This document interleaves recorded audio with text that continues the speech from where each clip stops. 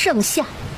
连续下了半个月的大雨的蜀国京都总算停雨了。喜鹊报喜，喜事临门。神女降世，四国归一。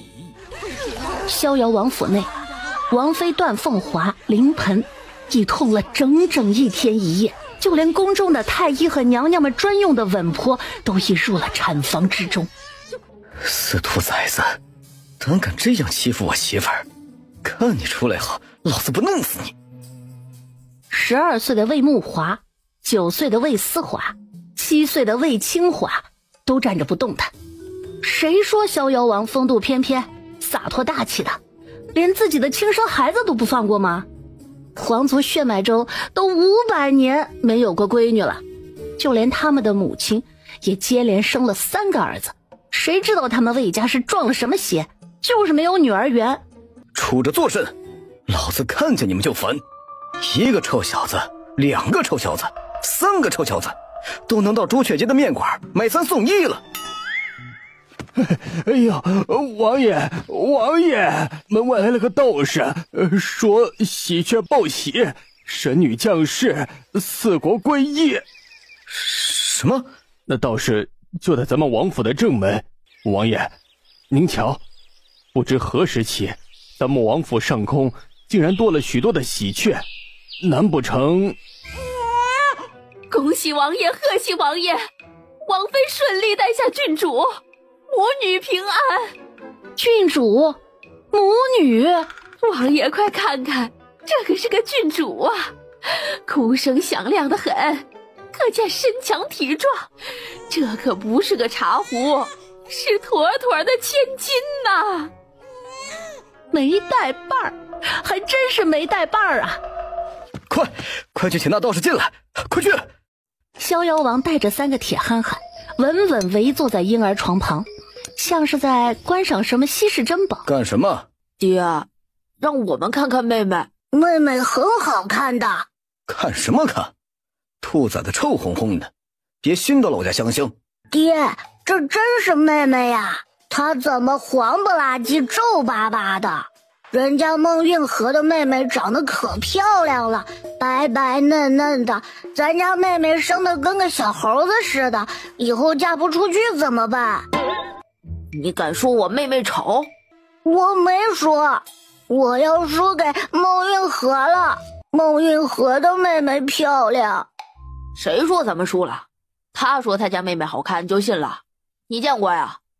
我还说我家妹妹貌美如花，是仙女下凡的，谁家孩子出生不是皱巴巴的？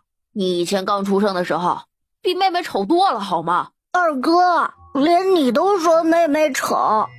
三弟，你滚，该干嘛干嘛去。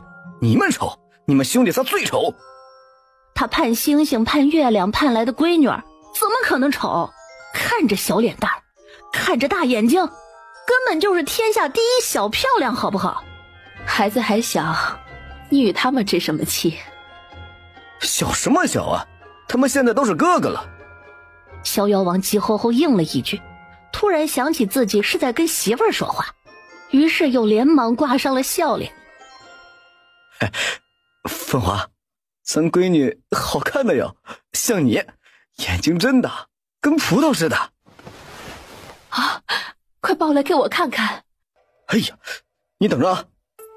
逍遥王小心翼翼的伸出手后，又有些不知所措。这孩子软绵绵的，该怎么抱才好啊？这先托头，怕伤着脖子；先抱背，又怕硌了手。又不是第一次当爹了，哪里就这么小心？那不一样，前面那3个都是糙小子，怎么能跟这个宝贝哥的比呀？这心肝，咱们夫妻俩足足盼了10年呢。也是，看着都比那3个臭小子顺眼。这是什么？咱们之前也没给孩子准备这物。是个镯子，这是一个道士给的，让戴在闺女身上，说是能保平安。阿奇，给咱家闺女取个名吧。逍遥王妃心中隐隐有些不安，总觉得这名字若是再不取，恐怕就来不及了。魏，哎呀，以前都是给臭小子取名字，现在倒不知咱家闺女叫什么才好。王爷，皇上和皇后娘娘来了。什么？皇帝和皇后来了？逍遥王和逍遥王妃对视了一眼，如临大敌。来不及了，阿七，你快想个名字。这闺女我盼了10年，取名字这样大的事，可不能让皇兄和皇嫂抢了去。大晚上的不让人消停，我生个闺女，瞧把他们急的。逍遥王也不痛快，满脸不耐。我看那2口子就是闲得蛋疼。等等，闲得蛋疼？闲就叫魏贤吧。言毕，急匆匆地走了。襁褓中的婴儿也是翻了个白眼呐，这名字取得真随意。来，让黄伯伯抱抱。别，大晚上不在宫里头待着，来我王府做甚？普天之下莫非王土，朕来王府看看朕的侄女儿，还要你点头。来，快让朕抱抱。手干净吗？我家闺女可是小香香，哪里能随便乱抱的？哦，对，一路赶来手心都出汗了，要净手。皇帝急匆匆地洗了手，又用干净毛巾将手上的水擦干，满脸喜气。来，快，给朕抱抱。看着皇帝那激动的样儿，逍遥王总觉得这2口子没安好心。我说老大，我生闺女，你激动个什么劲儿啊？拿来吧你，快40的人了，别再问一些没脑子的话。眼下这闺女儿又不是他一个人盼着，是魏家列祖列宗，甚至是整个蜀国都在盼着的小心肝儿啊！魏家盼闺女儿盼了整整500年。哟，还睁着大眼睛看黄伯伯呢。小丫头哟，你是天上下凡的仙女哟，来咱们家享福的哟。跟黄伯伯进宫去，整个蜀国的金银财宝都是你的，好不好呀？朕的小公主。是个好主意，带到宫里头养着，就养在凤仪宫，臣妾亲自。做梦！呸！我就知道你们俩不安好心，还抢我闺女，没门儿！三弟，你莫激动，咱们有话好好说，你小心着些，别伤着孩子。门在那头，回宫去吧你们。还是不是兄弟了？咱们可是同父同母的亲兄弟，从小到大，朕对你如何，你心里头有数吧？旁的不说，光是你不肯背书，不肯写文章，被父皇打骂的那会儿，朕为你受了多少罪呀？你撇下父皇母后，非要周游列国的时候，朕为你说了多少好话，你可不能忘。这丫头是咱们皇室500年来唯一的一个姑娘，可得好生养着。朕想过了，你把孩子给朕，朕封她为公主，咱们举国同庆，大赦天下。闺女还是你闺女，只是带到宫里头养着，宫里有母后和皇后在，不会亏待她。是啊，三弟，你就听皇上的吧。思华今年9岁，清华才7岁，正是需要费心教导的时候。这眼下多一个姑娘，岂不是得让三弟妹劳累吗？正巧本宫正需要人作伴。你们当真闲着是吧？闲着没事干，就回宫自己造娃娃去。我们家不怕劳累，为了这闺女，劳累死了也值得。这宝贝疙瘩是我和凤华生的，你们要疼要宠可以，要抢孩子就说不过去了。堂堂蜀国一国之君，一国之母，非要抢别人家的闺女，什么世道？天色不早了，皇兄皇嫂请回吧。明儿一早我自会入宫去给母后请安，不会为难了二位。那不如让黄伯伯给侄女儿赐个名儿吧，不让带回宫里头养，起个名字总可以吧？到底是500年才得来的闺女儿，宫里头不能不重视啊。起过了，叫魏贤，他娘痛了1天1夜，险些难产才生下的闺女，昏迷前特地取的名，娴雅的娴。小名呢？小名总没取吧？这500年得一闺女，应当举国同庆。这丫头的小名就叫国庆吧。这逍遥王险些没被皇帝取的小名给气喷血，就连皇后这一次都没法再接皇帝的话了。国庆？认真的吗？人家好端端一个娇俏小姑娘，你给人取的什么名儿啊？怎么的？国庆不好吗？国庆公主一听就大气。是郡主。逍遥王都懒得再看皇帝了，这贼心不死的老东西。朕乐意封自己的侄女做公主。你侄女一听说要当公主就哭，感觉自己的心受到了10000点伤害。还是想小名儿吧。皇上都说闺女儿是小棉袄，既是小棉袄，那自然就暖心。不如咱们就管贤儿叫暖暖如何？暖暖，暖暖，暖宝。不错，就叫暖宝吧。不是暖暖吗？怎么又成了暖宝？唉，罢了，不是国庆就成。孩子的大名跟小名就这么又随意又谨慎的全部被定下了。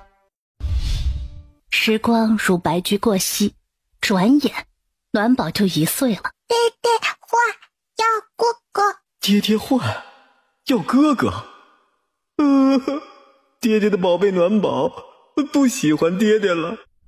我们的妹妹长大了，真是越来越好看了。用得着你说，家里又没瞎子。妹妹的睫毛好像比以前更长了，像娘亲，好漂亮啊！分明更像你爹爹我。哎呀，妹妹咬了我一口。我闺女正长牙呢，能不咬人吗？咬你那是你的福气。妹妹的脸圆嘟嘟红润润的，终于不像刚出生那会儿跟个小老太婆一样了。你才是个小老头子，你刚出生的时候又黄又瘦又丑又皱，难看死了。你2岁了都丑了吧唧的，像只臭猴子。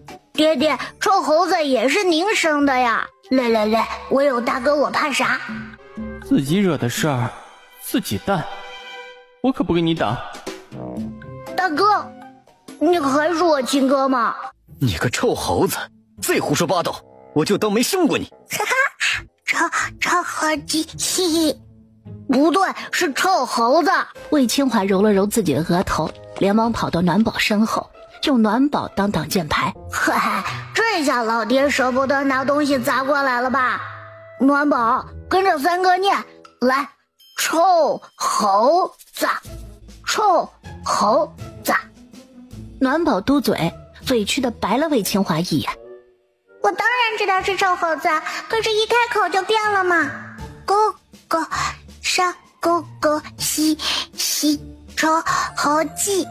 暖宝有些赌气，直接学着逍遥王对魏清华进行人身攻击，可这话说出口又不免觉得好笑，于是开心的左扭右扭，手舞足蹈。上哥哥西臭猴子哟，嘿嘿嘿。糖人被他一折腾散了，吧嗒一下掉到了脚板板上。哎呀，就剩根棍棍了。瞅瞅你，这下没得吃了吧？暖宝也是绝了，伸手抓起脚板板上的一块糖人碎。哥哥西糖，三哥哥快吃糖呀，糖好吃哟。为什么这么对我？你可是我亲妹妹呀！快吃啊，这可是妹妹给你的。老三，你可别身在福中不知福。妹妹的糖人是谁都能吃的吗？她能给你，是心疼你。这种心疼给你要不要？哼！偏偏逍遥王还一脸阴郁地盯着他，让他不敢拒绝，于是只能凑了上去，乖乖张开嘴。吃就吃吧，妹妹的脚板板应该也不臭。魏木华和魏思华兄弟俩见此，默契地看了对方一眼，暗自发笑。可谁知这笑容还挂在脸上呢，暖宝那头又从脚边捡起了另一块糖人碎，递到了魏思华的面前。哥哥，鸡，这是什么操作啊？我也没招惹你啊，怎么还能有我的份儿？二哥不吃啊，暖宝乖乖自己吃啊。哥哥，糖哥哥，哥哥鸡，二哥哥，糖糖好吃，你快吃快吃嘛。暖宝的糖糖好甜甜哟。魏清华看到魏思华也难逃一劫，立马给暖宝打了个助攻。我们家妹妹真乖，真懂事，都会心疼哥哥们了。二哥，你不会不给暖宝心疼你的机会吧？快吃快吃，很甜的哦。说罢又哄了哄暖宝。暖宝，还有大哥和爹爹呢，你不心疼他们呀？一边说着，还一边用眼神暗示暖宝。快看快看，你脚丫子缝里还有糖人碎呢。糖。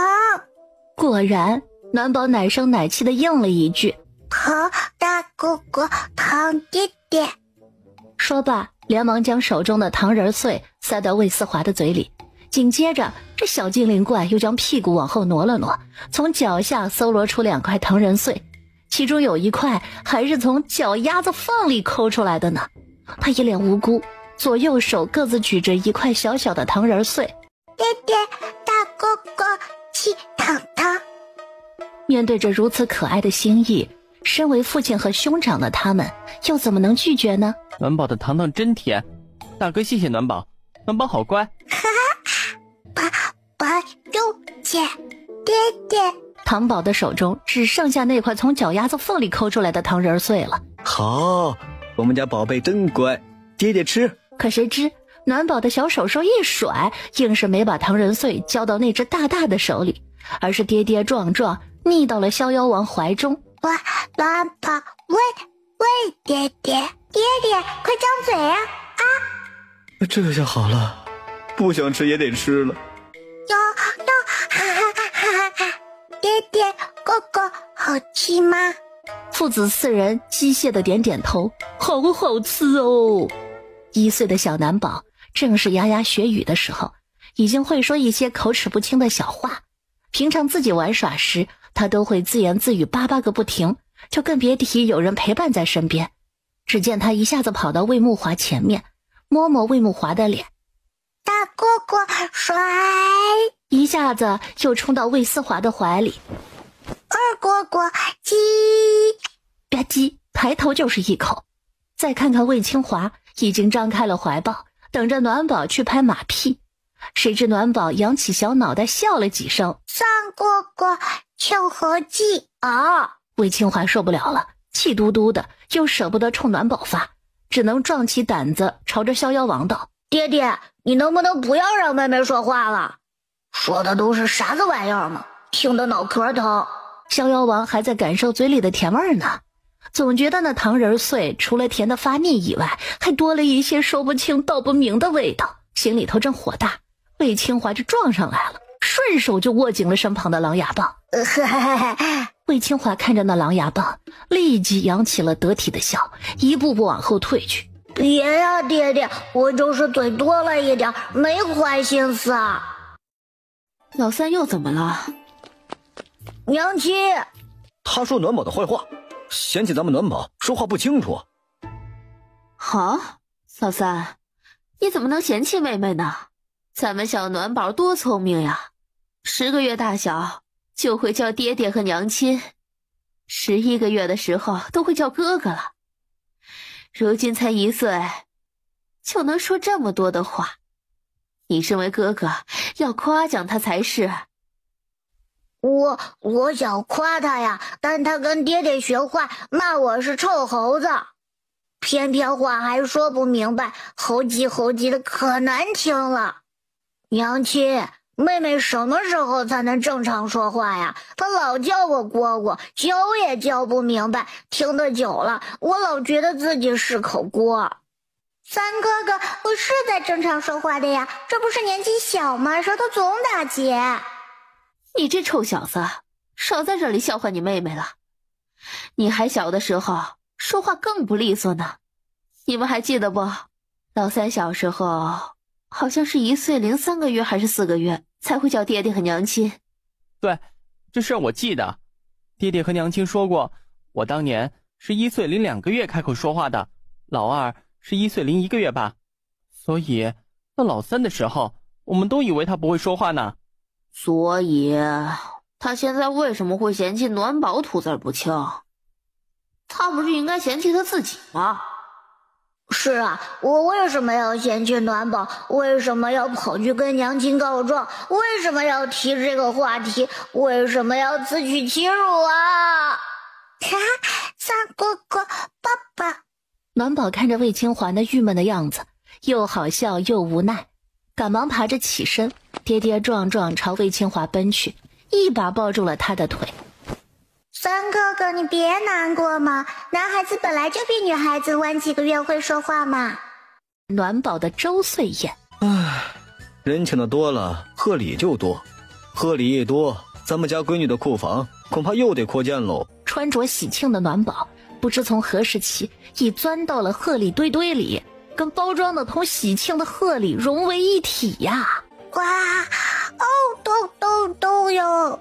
暖宝的鼻子灵得像条小狗狗，他躲在贺礼堆里，左闻闻右闻闻，迅速扒拉出一个香香的盒子。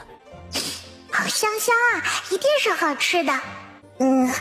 打扒开来就没办，是桂花糕。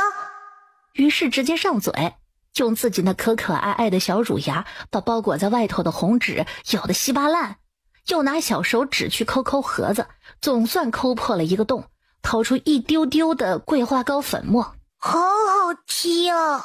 抠到最后，暖宝也懒得抠了，丢下桂花糕，继续进军别的盒子。暖宝扒拉了一下，又爆出了一个盒子。不会是牛奶乳片吧？古代也有这玩意儿。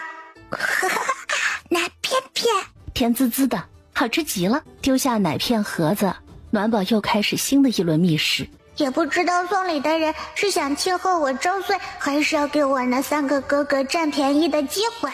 为什么古代的零食就只有糕点呢？暖宝好想念现代的零食啊，麻花、辣条、山药片，还有各种肉松饼、海苔脆、麻辣鸭脖。他有气无力地趴在贺礼堆上，一点精神头都没有，对别的贺礼更是看都不看一眼。现阶段的暖宝正是处于贪吃的时候，这跟他是不是穿越来没关系，身体年龄摆在这儿，该贪嘴该牙痒，那是一点也不耽搁呀。就像现在任何香甜的东西他都想要，这是没法控制的。暖宝，三哥哥哈喽呀，三哥哥。爹爹，娘亲，妹妹在这里。知道了。哎呦呦，谁家的小心肝掉到贺礼堆去了？爹爹抱，大爹爹。哦，是我们家的小心肝啊！来，爹爹抱。小东西啊，这都是什么呀？我看你那2排小牙齿是不想要了，也不是只小老鼠呀，偷吃的本事倒大得很。哎呀，被发现了。二哥哥坏，二哥哥也学会告状了。那是什么？糕点、奶片还都被抠过了。暖宝，你这丫头。暖宝呀，怎么能偷偷吃甜甜呢？甜甜吃多了，小牙齿会有虫虫，又肥又大的小虫虫在嘴里钻呀钻，吃咱们小暖宝的小牙齿。暖宝的小牙齿被吃光了，以后长大了就啃不了鸡腿腿，嚼不了东坡肉。没想到你是这样的大哥。你才有虫虫，你牙齿的虫虫才是又肥又大呢。我又不是3岁小孩子了，才不怕你吓唬。这个大哥呀，看着一本正经，原来也是个胡说八道的。皇上驾到，皇后娘娘驾到。怎么了这是？都杵着做什么？小暖宝躲着干什么呢？快看看谁来了！哇，花宝宝，爸爸，花宝宝抱暖宝。哟，怎么了这是？谁欺负咱们家小暖宝了？哎呦呦，暖宝乖乖，咱们不哭啊，有黄伯伯在呢，暖宝不怕哦。暖宝乖乖，黄伯娘也在呢。小暖宝呀，谁惹了我们小暖宝啊？谁让小暖宝哭得这么伤心啊？是不是哥哥们欺负你呀？咱们不怕哦，等黄伯伯和黄伯娘打他们的屁屁，好不好？这个小暖宝哦，以前贪财，现在贪吃，真不知道以后长大了会不会贪图美色哟。不关我的事，是大哥吓唬暖宝，说暖宝的牙齿要被丑成吃光了。三哥哥，你可真是一个好卖家呀，干啥不行，卖大哥第一名。木华，回伯伯的话，是我，暖宝最近贪吃甜食，我怕他牙齿受不住。许是我说话说得太过了，吓着他了，是我的错。怎么就吓着他了？这小精灵怪，分明就是装的。真要吓着他，早就该哭了，还用等到黄伯伯过来？真是读书读傻了，自家的幺妈竟还这样不了解。魏思华瞄了魏木华一眼，站出来将方才暖宝躲到鹤里堆堆中偷拆甜食的事儿细说了一遍。哇哦，我们的小暖宝那么厉害呀！这一堆的鹤里，小暖宝都能从中挑出甜甜来，还一挑一个准儿。哎呦，真是太难干了，不愧是咱们魏家的女儿，就是不一般。小暖宝要吃甜甜，你们就给他嘛。这世上哪里有小孩子不喜欢吃甜甜的？再说了，今天还是小暖宝的周岁宴呢，连甜甜都不让吃，难怪小暖宝要自己动手了。也就是我们家小暖宝够能干，能自己找到吃的，换了别的孩子还不得委屈死。那当然厉害了，我识字儿的嘛。快快让我长大，以后还有你们惊掉下巴的时候哟。我还会做好吃的呢，比这些板栗糕呀、桂花糕呀好吃多了。暖宝想着，心里头高兴，吧唧，直接就给了皇帝一口。黄伯伯好厚哟，爱黄伯伯。哈哈哈哈哈哈！你哟，真是个开心果。而逍遥王呢，脸都绿了，他瞪着皇帝就差喊一句：快放开我女儿，你个小东西，还认识谁是你爹爹不？白疼你了。不好，醋坛子吃醋了。爹爹抱抱，暖宝爱爹爹哟。果然还是我闺女啊，看我闺女。来吧，小暖宝该抓周了。呸，争不过我就跑，没出息。帝后一来，抓周礼总算能开始了。大长桌上摆了各式各样的物件，一件件摆放得整整齐齐，从这一头到那一头，满满当当。逍遥王抱着暖宝站到了大长桌面前。小心肝啊，快看看桌子上这么多东西，咱们家小心肝喜欢什么呢？喜欢什么咱们就拿什么，不必客气。咱们小暖宝要是喜欢吃的，那就拿吃的；要是想变漂亮，那就拿胭脂；想学武上阵杀敌，就拿你三哥的木剑。胡闹，他是郡主，上什么阵杀什么敌。莫说咱们家小暖宝是福星，有他在以后，江山太平，再无战事儿。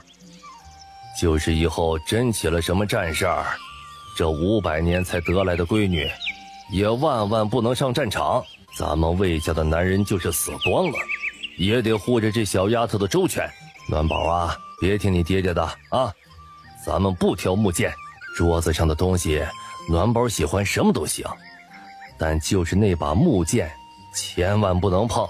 那把木剑是你三哥哥的，他最喜欢了，对不对呀？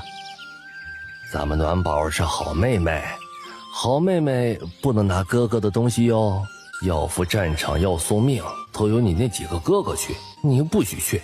一旁的魏清华没有读心术，并不知晓皇帝的真实想法，只是听了这番话，眸子一亮，看向皇帝的眼神多了几分崇敬和感动。哇，黄伯伯还是疼爱我的。丝毫不知皇帝在心里头都已经将他们赶到敌军面前了。爹爹，快放我下去，这道题我会做。好，咱们家小暖宝抓周喽！等等，险些忘了，还有个物件没放呢。他从随行的宫女手中打开了一个锦盒，拿出一件令众人都惊叹不已的东西，是凤印。那确实是凤印，是一国之母才能执掌的印章。众人面面相觑，更确定了小郡主在蜀国的地位。皇嫂，您这是何意？莫不是想等我家暖宝长大了，送我家暖宝去和亲？肥水不流外人田，咱们先试试嘛，毕竟太子的亲事儿还没定呢。对，这叫亲上加亲，近水楼台先得月。反正咱们谁也舍不得暖宝以后嫁出去，倒不如让她从王府里去到宫里。皇帝当然知道，自古以来就没有堂兄妹成亲的道理，但谁让逍遥王不舍得把这500年才得来的闺女送到宫里去养呢？没办法呀，谁让蜀国皇室从来没有人生下过女丁呢？如今突然有了宝贝疙瘩，他和皇后都高兴疯了。这1年来没有一天不幻想着把暖宝带在身边教导。不让朕把暖宝带回宫养，那朕就只能想办法激一激你们了。而不知内情的逍遥王等人直接实话，太子魏景荣，他和暖宝可是堂兄妹啊，真是丧心病狂。这不可能，我看你是老糊涂了。莫说他们是兄妹，就算不是，你也休想。你儿子大我闺女10来岁呢，兔子要吃窝边草，也不见得要吃这么嫩的草芽子吧？等我闺女及笄能嫁的时候，你儿子都是老男人了。小小的暖宝也一脸发懵啊，心中的问号不比逍遥王少啊。黄伯伯、黄伯娘，您二老没搞错吧？是说太子哥哥吗？唉，大人的世界可不单纯呀。我拿二老当黄伯伯、黄伯娘，二老想当我的公爹和婆婆妈。古代讲究亲上加亲是没错，表妹嫁表哥也是常有的事儿，但堂妹嫁堂兄好像是不被允许的吧？黄伯伯，你不讲伦理，小心到时候被雷劈哦！到时候别说生闺女了，搞不好连儿子都没有哟。暖宝，你这是做什么呢？你只能挑一样，不能全部挑。我不，妈耶，我会说我了，我还会说不了呢。哎呦呦，咱们家小暖宝这是怎么啦？谁又招惹我们家小暖宝了呀？气鼓鼓的。良妻要暖宝宝都要。叫啥暖宝呀？干脆叫捡宝好了，不然叫贪宝也行。抓周嘛，哪有这样抓的？小乖乖啊，你这是几个意思啊？这些东西你都要啊？要，这个要，那个也要，爹爹都要。哦，好，都要，只要是小暖宝喜欢的，咱都要。来，让爹爹看看，咱们家小暖宝都挑了什么宝贝啊？爹爹看，钱甜糕，花。哎呦，我们家小暖宝挑了这么多好东西啊，不得了啊！我这闺女啊，真是不得了。你们瞧瞧，我家小暖宝挑选了什么？铲子和勺子。这意味着什么？意味着他长大以后善于料理家务，能够掌管中馈，是个妥妥的当家好手啊！爹爹，你误会了，我只是想拥有一手好厨艺而已。再看看这不是剪子吗？还有针和线。看来啊，以后我家小暖宝的女工也是1等1的好啊。不，爹爹，我只是看见那个剪子和针都是金做的，值钱。叫暖宝去绣花，还是别了吧。虽说如今暖宝才1岁，但他的自我认知还是很强的。绣什么花？花绣他还差不多。有时间的话，去玩耍，去挣钱，去看美男子不香吗？才不要在闺房里穿针引线呢。妹妹怎么没选书啊？不应该呀，暖宝这个丫头贪得很，怎么会放过书这种好东西呢？大哥，咱能善良一点吗？来，大哥，别把叔叔拿了。哦，不。小孩子要多读书，知道吗？多读书才能长见识。那我不长见识成不成？大哥，咱能不说话吗？当个安安静静的美男子好不好？有了，黄伯伯，黄伯伯，我要暖宝宝，我要叔叔。好好好，咱不要叔叔，只要是咱们暖宝不喜欢的都不要。说罢还不忘瞄了逍遥王一眼。瞧，关键时候我们家小暖宝还是得找朕嘛。逍遥王见此脸又绿了。就你多嘴，都把我闺女下到别人的怀里了。怪我喽。黄伯伯好好哟。暖宝不想要叔叔，还想要什么呀？暖宝要不要这个印章啊？我要。要吧，暖宝乖乖，快说想要。小乖乖，可不能拿这东西，封印一旦拿了，就跟定亲没什么区别了。终究是自己太天真了呀，以为躲过了爹爹和大哥就可以消停了，不曾想还有一个黄伯娘等着。这叫什么来着？螳螂捕蝉，黄雀在后。小暖宝，这可是好东西呢，你瞧瞧，这印章很值。我要爹爹抱。对不住了，黄伯伯，您的封印太值钱了，小暖宝实在是吞不下哦。哎呦喂！他就跟抢孩子似的，将暖宝抱了回来，抓周礼一完，就紧接着给暖宝上长寿面。暖宝这妮子呀，真是不挑食，吸溜吸溜，一根长长的面条就被干掉了，咕嘟咕嘟，连汤也喝光了。最后只剩下一个空空如也的小碗，还有目瞪口呆的众人。这小郡主真是非同寻常啊！三爷，您在寻找什么呢？三爷这种眼神一看就不对劲，得盯紧了。找王八呢？阿江，你瞧见那王八了吗？王八没有啊。三爷，今天的菜单上有王八吗？是清蒸了还是炖汤了？奴才怎么……蠢货，小爷我说的是孟运河。谁在叫小爷？哟，这么嚣张，可不就是孟运河那王八犊子吗？喂，那个小王八羔子，你家妹妹呢？今日带来了没啊？小王八羔子喊谁呢？姓魏的，别以为这里是你的地盘，小爷我就会怕了你。姓魏的喊谁呢？这里姓魏的人可多了，你最好想清楚哟。魏清华指了指主桌的位置，看见了没？那是小爷我的黄伯伯，当今的天子，你莫忘了，他也姓魏呢。有本事你去他面前叫一声试试。你不讲道理，你说不过我，就拿大人压我，不要脸！你才不要脸！看清楚了，小爷我这么俊俏的脸蛋，能随便不要吗？还不讲道理呢！要不是看在今日是我妹妹的周岁宴，我连武德都不给你讲。你什么你？我什么我？小王八羔子，别在这儿你我的！小爷我就问你，你家妹妹呢？今天带来了没啊？不是说要赌妹妹吗？来呀，是把谁呀？我家妹妹金枝玉叶的，哪能随便往外头带？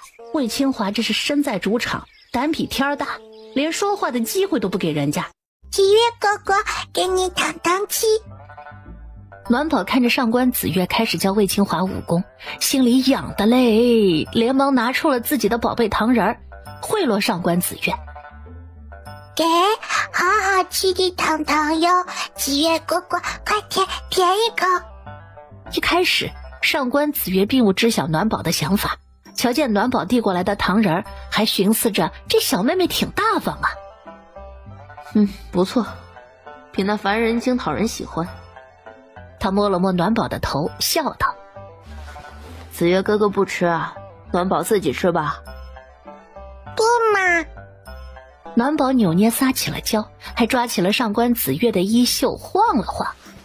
吃嘛，好好吃的。说罢满眼哀求地看着小哥哥。一口哟，就一口，可甜甜呐。看着递到自己嘴边的糖人儿，再看看一脸无辜的暖宝，2年多没吃过糖的上官子月终是伸出舌头舔了一口，很甜也很暖。可谁知就这么舔了一口，小暖宝立即就将糖人塞到了上官子月手里，高兴地围着上官子月跑了好几圈。好哟好哟，子月哥哥吃糖糖喽！上官子月有些懵，还没弄明白暖宝为何这么高兴呢，暖宝就停下来，一脸认真。这个糖糖是暖宝的叔叔呢。子月哥哥收下了糖糖，就要教暖宝学公公呢。言毕还指了指屋檐，来了一句：会飞飞的那种，咻咻咻，飞飞来飞飞去。暖宝都看见了，还看见了2、3次呢。上官子月的轻功极好，飞檐走壁的可太酷了，暖宝也想学，做梦都想。上官子月愣住了，看着神采飞扬的暖宝，再看着手中的糖人儿，他突然觉得自己好像掉到了暖宝挖的坑里。可看了看暖宝那清澈天真的大眼睛，就连连否认了这个想法。明天子月哥哥给你买2个糖人好不好啊？不要不要，暖宝才不要糖人呢，好不容易骗大佬上钩，就是为了2个糖人，也太小瞧他了。师傅，暖宝要学飞飞功，要飞飞。上官子月无奈啊，连师傅都叫出口了。暖宝不许乱叫。上官子月牵着暖宝到一旁坐下，耐心哄着。暖宝现在还小，不能学舞。不想呢。暖宝一脸夸张。暖宝都1.5岁呢，可以学舞呢。说罢又看着上官子月。师傅，不是2岁就学了吗？暖宝要青蓝迎青蓝。他想说青出于蓝而胜于蓝，可不争气的舌头呀，硬是说不明白，只能由长化简，表明了这个意思。也难得上官子月能听得明白，笑道：那叫青出于蓝而胜于蓝。暖宝听言，嘻嘻笑了2声。哈哈，不要在意这些细节嘛。又道：不管有多难，暖宝要比师傅强。他眨着大眼睛给上官子月洗脑。暖宝厉害呢，师傅才有面面。师傅6岁，暖宝1.5岁，我们都好厉害。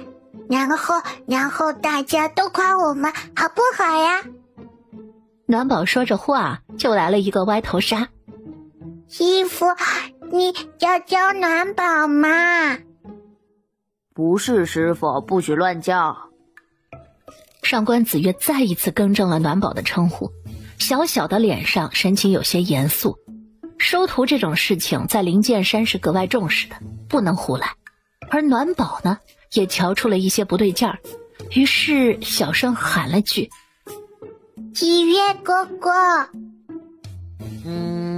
叫哥哥。上官子月点点头。孺子可教也。然而还没欣慰够呢，暖宝又来了一句：八角哥哥是不是可以学飞飞功呢？上官子月一听，竟不知如何应答。轻咳了2声，便丢下暖宝去看魏清华了。兄弟，使点劲儿，木桩就是你的敌人，打敌人不能软绵绵的。好嘞，子月。魏清华瞧见上官子月来指导自己，高兴得浑身是劲儿。而上官子月呢，偷偷回头看了一眼暖宝，又冲着魏清华道：继续，出拳的速度要快。还特地让到了一旁，好给暖宝看见魏清华练武的模样。不要犹豫，打他！上官子月不断加码喊着：脚呢，不要光动手啊，脚也得上。好的，子月。魏清华气喘吁吁，却还是为了能在恩公面前表现好，表演起了飞腿横扫。砰！木桩发出撞击的声响。哎呦娘嘞！魏清华痛得都飙泪了，看了看上官子月没叫他停，又忍痛出击，继续打木桩。上官子月见此，偷瞄了身后一眼。人呢？原本坐着暖宝的地方，此时空荡荡的，而暖宝那小丫头早不知所踪了。上官子月松了口气，看来麻烦精还是有点用处的，一下就把暖宝给吓唬走了。再看看依旧努力练功的魏清华，又点了点头。这家伙还是比暖宝好对付。如此一想，心情都漂亮了，拿起手中的糖人儿，又偷偷舔了2口。确实甜。殊不知，人家暖宝压根就没看到魏清华的飞腿横扫，自然就没有害怕不害怕这一说。他只是突然想嘘嘘，所以让秀儿带他去方便了一下。方便完了，又觉得自己拿1个糖人去当束修实在太抠门，于是又让秀儿带他去他的库房。去库房做什么？秀儿还有些奇怪呢。小郡主可是想寻什么物件了？要珍珠。暖宝也不瞒着秀儿，开口就道：桑舅舅给暖宝的珍珠大大的哦，暖宝拿来教束修，七月哥哥会喜欢。说罢，暖宝又开始碎碎念：给糖糖是不够的，太小气气呢，我们要大方一丢丢，对不对？也不知道是在问秀儿还是问自己，总之他步子迈得可大了，雄赳赳气昂昂，明明是要去库房寻宝物，最后却走出了要去干架的气势。秀儿跟在后头，又无奈又好笑。他明知上官子月不教暖宝学武，跟束修没什么关系，实在是暖宝年纪太小了。这世上有几个人是2岁就开始习武的，也就上官子月一个。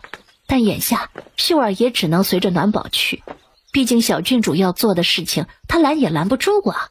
别瞧着这小妮子年纪小，却有主意着呢，长大以后啊，一定了不得。秀姑姑，大珍珠要拿哟。暖宝坐在门槛儿，奶声奶气道：奴婢记得呢。秀儿应了一声，又歪头看了暖宝一眼，叮嘱道：小郡主坐着等奴婢，不要乱跑啊。好。暖宝重重点头，又道：再拿一支好好的笔哦，桑姑姑说七月哥哥会写字字呢。好，奴婢给小郡主找出来。秀儿答应的可爽快了。反正上官公子也不会收，无非就是走个过场而已。珊珊。暖宝又想起了之前收的贺礼中有一把折扇还不错，不仅画了山水图，还题字了。收礼的时候逍遥王就说过，那折扇挺难得的，拿来送人的话应该不会丢面子。还有珊珊呀，秀姑姑。说着抬头看了看天，仔细想了好一会儿，又来了一句：要拿金鸡香玉玉哟，伯伯带的。秀姑姑，拿上呀。好，拿。库房里正在翻箱倒柜的秀儿满头是汗。小郡主的宝贝也太多了。翻着翻着，突然想起暖宝说的金镶玉，又问：小郡主，金镶玉是要哪一块？二皇子殿下给的那一块吗？问完后又觉得自己问的挺多余的。小郡主才多大呀，哪里能记得这些？随便拿一块好了。谁知人家暖宝还真记得，立即应了一声：对的呀，就是拿二皇子哥哥那块。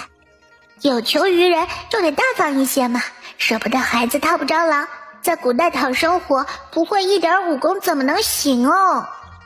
暖宝也知道自己年纪太小了，不适合习武，毕竟这个世上不是人人都叫上官子月呀。但这个小哥哥实在太难得了，暖宝决定要牢牢握住。谁知道他什么时候会走人，走了以后能不能再见？总之必须得让他收下点什么东西。麻人手软，吃人嘴短，就算现在不学武功，也先把师傅骗上贼船嘛。古人最看重约定了，暖宝想要一个正式的约定，如此等以后他再长大一些了，就可以找上紫月哥哥教他武功了。秀儿在库房里倒腾了好一阵子，才抱着几个盒子出来，嘴里还念叨着：东西倒是好找，就是锦盒不好配，要么太大了，要么太小了，都不太合适。折扇是有锦盒的，但分出来的珍珠和笔以及金镶玉是没有锦盒的，光拿着也不像话，所以费了一些功夫翻了几个锦盒出来，想让暖宝挑。可谁知暖宝歪头望去，来了一句：好大大呀，不好看，主要是太明显了，如果上官紫月不要的话，我还不好塞了。暖宝探着脑袋往里瞅了瞅，发现架子上正巧有一个小布袋，于是指着小布袋道：要烂个，拿烂个来装装。紫月哥哥呢？怎么不见呢？哦，说是乏了，回去歇歇。疲惫的魏清华懒懒地应着，抬头一看，发现暖宝手里拿着个小布袋子，不免欢喜又感动。哎呀，不愧是我妹妹，真懂事，都知道给我带吃的了。拿了什么好东西？快给我看看。魏清华朝暖宝伸手，笑脸盈盈，那笑容啊都要甜出糖浆来了。可谁知没有。暖宝果断应了一声，快速地把小布袋子给藏到了身后，还说了一句：藏哥哥怎么不念呢？哦，偷懒来喽。魏清华好像听到了心脏撕裂的声音。说好的小棉袄呢？说好的暖宝宝呢？藏东西藏得这么快，是认真的吗？于是没好气地应了一句：没看到我受伤了吗？没看到呀。暖宝伸长脖子，远远地看了一句，来了个明知故问：哎呀，上哥哥的小脚脚怎么肿呢？魏清华正在自己粘心脏碎片呢，得嘞，一听暖宝这话也不用粘了，粘了还得碎，只认命地瞄了一眼暖宝，学着暖宝道：七呀，你眼型好好哟，桑果果的脚脚都肿嘞，你要不要来帮桑果果吹吹？咦，暖宝小小的脸蛋皱成一团，五官都快挤到一起了，嫌弃的不要太生动哦。才不吹吹，臭臭。说着拉起秀儿的手就往回跑，嘴里还喊道：桑果果，拜拜，我去找紫月哥哥呢，你自己种着吧。魏清华无语，果然心碎成一块块的碎片以后是不用粘的，因为它还可以碎成渣渣。好，等我伤好了再仔细检查你的基本功。真的？暖宝一脸惊喜，连忙跑向上官紫月。紫月哥哥认真的哟，等你伤好了就教我武功喽。上官紫月浅浅的应了一声，应得很认真。太好了，我终于可以学武功了。暖宝高兴地拍起手掌，就突然想起上官紫月说要抓坏人的事儿，于是画风突变，小脸蛋出奇的严肃。紫月哥哥，你没骗我吧？你方才还说伤好以后要去抓坏人呢，如果抓坏人的话，是不是就没有时间教我了？上官紫月微愣，他没有直接回答暖宝的问题，而是反问了一句：那暖宝觉得坏人该不该抓呢？坏人肯定要抓呀。暖宝语气坚定，认真的道：不仅要抓，还要打得他满地找牙。说罢就皱起眉头，小声道：可是坏人也有脚呀，紫月哥哥会不会抓着抓着就跟坏人跑了呢？不会。上官紫月有些好笑，但还是忍住了。我可以每天教你1个时辰，剩下的时间用来抓坏人。说着又补充道：就算我追着坏人跑了，等抓到坏人后还是会回来教你的。这丫头小小年纪，马步却扎得不错，兴许是个好苗子。真的，不骗暖宝哦。暖宝不知上官子月心里在想什么，只眨着眼睛向他要承诺。上官子月耐心也是好，轻轻点头应了一声。真的。莫子月哥哥，你对着我说。暖宝凑近了上官子月，整个人都趴到了床上，就差爬上去了。你说蜀国人不骗蜀国人。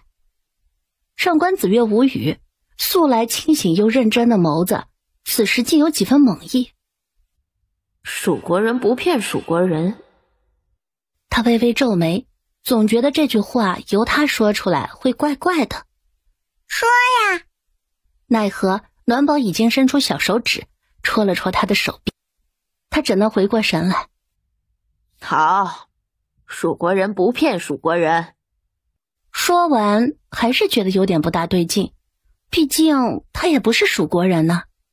于是便在心里补了一句：灵剑山的人从来言而有信。娘娘能有百里红妆啊，并不奇怪。秀儿见暖宝目瞪口呆，笑着解释：她是南千国最小最受宠的公主，上头有2个姐姐6个哥哥呢。她出嫁的时候呀，不仅是您的外祖父给她准备了嫁妆，就连您那2个姨母6个舅舅都给她准备了不少东西。奴婢虽然是在大公子出生以后才来伺候娘娘的，但却没少听丹丘说起当年的盛况。据说数百年以来，4国还是头一次有这样嫁女儿的。即便是4国的皇后娘娘，那嫁妆也不敌咱们娘娘的一半。不过以后等小郡主出嫁了，嫁妆肯定会更多。届时莫说是王爷和娘娘，就连蜀国皇宫和南千国皇宫，恐怕都得给您背上宝贝儿了。就是不知咱们家的小郡主呀，以后会便宜了谁？便宜了谁呢？暖宝听了这话，歪着脑袋想了想，完全没想到自己现在才2岁半。反正秀儿敢问，他就敢答。我可以不嫁人呐。秀儿一听，正要笑他，哪里有姑娘不嫁人的？却听暖宝又来了一句：我直接找个人来入赘喽。秀儿被暖宝这话给惊到了，差点没让自己的口水给噎死。什么？小郡主想找人来入赘？怎么了？有问题吗？暖宝伸出小手给秀儿顺顺胸口，却依旧语不惊人死不休啊！谁规定只有女人嫁男人，不能男人嫁女人呀？哎呦，小郡主，原谅我吧，我真的不行了。小郡主的脑子里究竟在想什么呀？她怎么会知道入赘这个词儿？还男人嫁女人？老天爷，我发誓我没教过呀！只见一个粉嘟嘟的小可爱就站在不远处，定定地盯着自己。哇，是我的手帕胶！红衣小姑娘眸子一亮，笑容立即挂到了脸上。手帕，暖宝妹妹！她急急喊了一声，差点喊成了手帕妹妹。好在反应快，立即改了过来，否则还不知道得多丢人呢。暖宝听到对方叫自己，愣了愣，再回过神时，人家已经从马车上跳下来，3步并2步跑到他面前。暖宝妹妹，你也还没到百宝居啊？我都怕我去迟了呢。说着，对方直接就拉过了自己的手，笑嘻嘻地问：你猜我是谁？暖宝看着突然冲到自己面前的自来熟小姐姐，哪里还用猜呀？这性子，这年纪，这目的地，不是江思君是谁呀？怎么呢？他魏贤看起来很像傻子吗？想了想，应了一句：你猜我猜不猜？江思君一愣，完全没想到暖宝会抛出这么一句来。他想过暖宝会害怕，会惊讶，甚至会直接说出他的身份，但这一句你猜我猜不猜是什么鬼啊？完全在意料之外呀。可是怎么办？他好喜欢呐，喜欢死暖宝这种性子了。于是直接将暖宝的手放到自己手臂上，显得更亲近一些，嘴里却笑嘻嘻地回了一句：你猜我猜不猜？你猜不猜？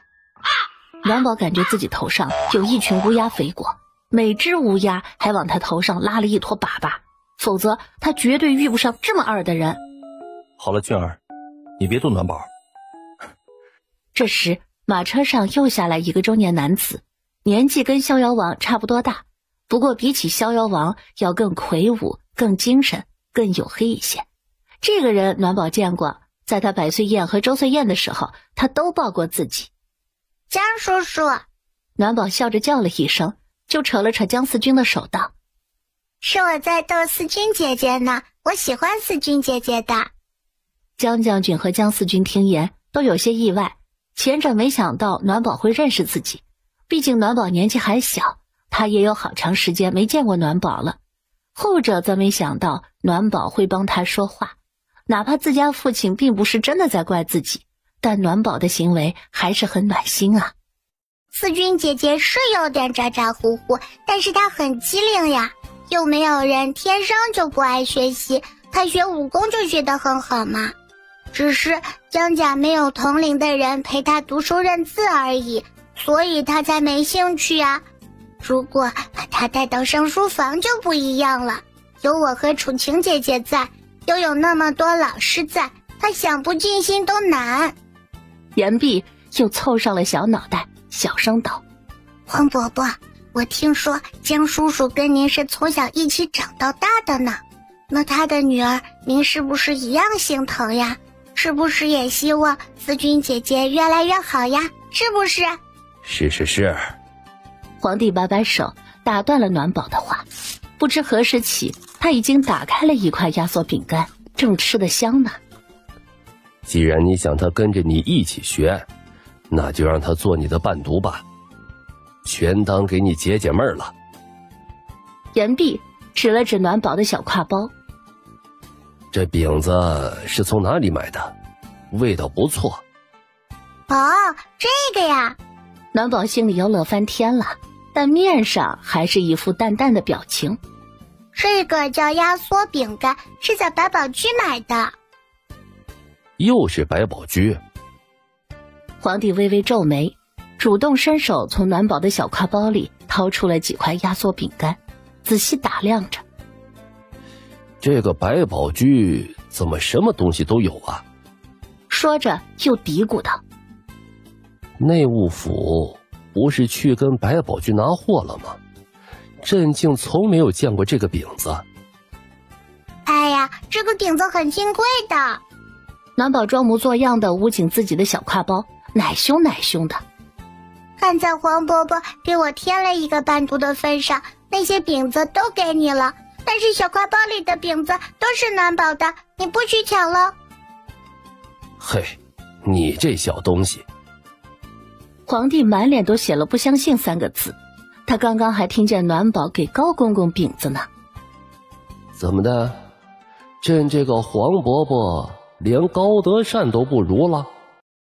饼子是挺好吃的，但也只是饼子而已，哪里金贵了？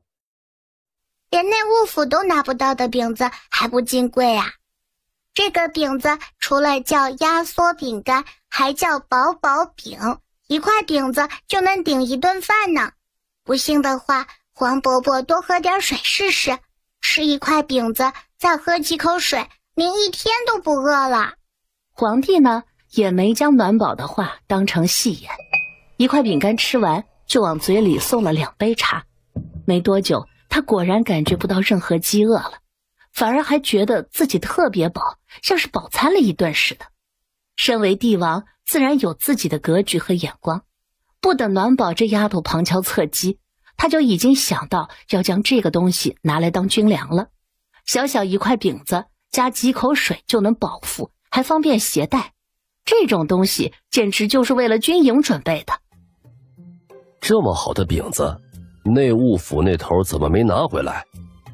这话倒不是跟暖宝说的，而是皇帝发现了压缩饼干的好，自言自语。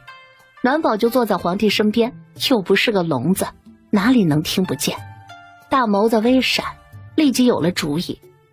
人家百宝居不卖，内务府怎么买呀？就这个饼子，还是因为我跟百宝居的蔡伯伯比较熟，所以才拿得多一些呢。要换了别人去的话，一次只能买到几块。哦，这东西这么难买？皇帝也来了兴趣，低头问道：暖宝啊，这个饼子是不是经常卖断货呀？什么叫断货呀，黄伯伯？暖宝可不想掉马，该傻的时候他还是要傻一下的。黄伯伯是问你，这个饼子是不是经常不够卖？要不然他怎么会这么难买？这好像也没有吧。暖宝歪着脑袋想了想，没有回答得太肯定。反正每一次我去百宝居的时候，这个饼子都有好多好多呢。我觉得它还没有那些果干好卖，但是蔡伯伯就是这么定的规矩啊，每一个人每天只能买几块，多了不卖。再回到课室时，秦太师已经坐在讲桌前了，就是脸色有些不大好看，很古板，很严肃，手里还拿着戒尺。3个小丫头安安静静回到自己的座位上坐好，谁也不敢说话。秦太师呢，也没吭声，只是凶巴巴地盯着暖宝他们的桌子，若有所思。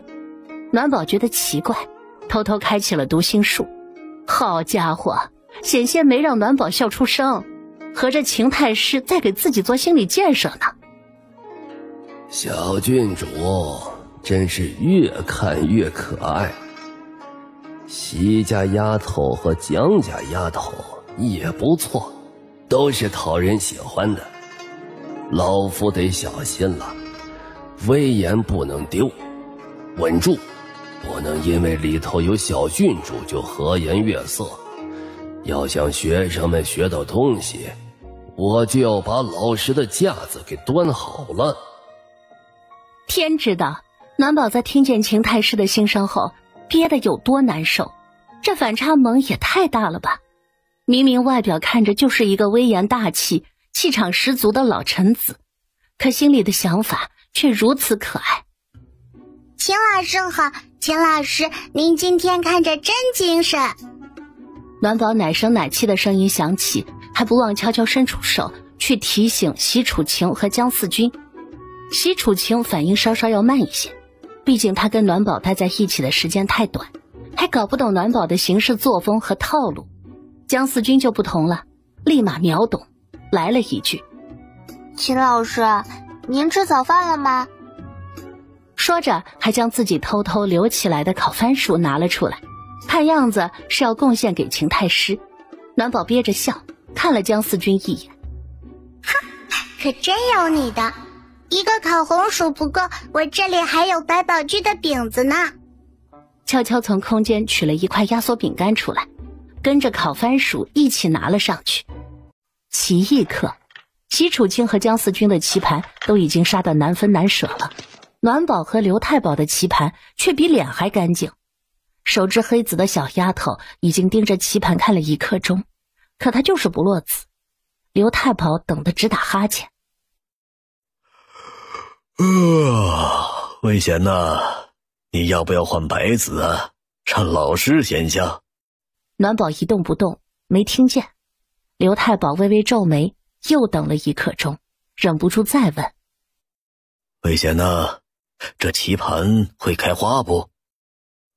暖宝依旧没动，还是没听见。好，刘太保干脆起身去讲桌上拿起了自己的茶壶，他一边喝茶一边围着暖宝走了一圈，最后凑近暖宝的耳朵说了一句：魏贤，下课了。啊？哦。暖宝懵懵懂懂抬起头，手指一弹就把黑子给弹飞了。下课了，孟老师再见，刘老师辛苦了。刘太保还好，他内心足够强大，否则根本就走不出这个教室的门。学时课，秦太师将戒尺打在暖宝的桌子上，打得啪啪响。魏贤，你起来，把这句话的意思解释一下。暖宝是一脸的问号，恍恍惚惚起身，瞅一瞅左边的西楚晴，再看一看右边的姜思军。喂，秦老师说什么呢？我要解释什么呀？西楚晴小手指点了点《论语》中的某一页某一行字，但字太小了，暖宝看不清楚。姜思军就更离谱了，脸上的问号比暖宝还要多。我也不知道啊，你问我，我问谁？秦太师瞥了一眼对面的3个小丫头，重重叹了口气。唉，学而时习之，不亦乐乎？有朋自远方来，不亦乐乎？人不知而不愠，不亦君子乎？这句话是什么意思？魏贤，你来解释解释。哦，暖宝恍然大悟，立马应道：回老师，这句话的意思是学习并且不断温习，不也很愉快吗？远方来了朋友，不也很快乐吗？人家不了解我，我却不怨恨，不也是君子吗？哦，秦太师深深看了一眼暖宝。不仔细听课还能回答老夫的问题，你还是头一个。不过这句话昨天我们讲过2次，你能答出其意思也不奇怪。魏贤，你是不是昨晚没睡好啊？实在困的话就趴着歇一会儿吧。暖宝懵懵懂懂抬起头，还没反应过来，一旁的姜思军便面露喜色，冲着秦太师道：老师，学生也想趴着歇一会儿。你？秦太师刚刚收好的戒尺又重现江湖了。老夫看你精神好得很嘛。说着，戒尺有规律地拍打在他的手心上。你来告诉老夫，学而时习之，不亦乐乎？下一句是什么？啊！姜思军嘴角一抽，连忙低头去翻书。秦太师见了，一个戒尺打过去，好在姜思军反应快，及时将手收了回来，否则他一瞬间就能精神百倍。学而时习之，不亦乐乎？有朋自远方来，不亦乐乎？人不知而不愠，不亦君子乎？这一句老夫昨天教了2次，也让你们读了3次，就在方才魏贤还起来解析了1次，才多久的功夫？姜思军呢？姜思军，你竟还要翻书？这么大个脑袋，装的都是浆糊不成？老师，学生的脑袋挺小的。姜思军有点不服气。我脑袋哪里大了？脑袋大就是脸大，脸大就是不漂亮。子月还在这里呢，你这不是让他伤心吗？我也是想着咱们家的人都喜欢子月，所以才有这个打算的。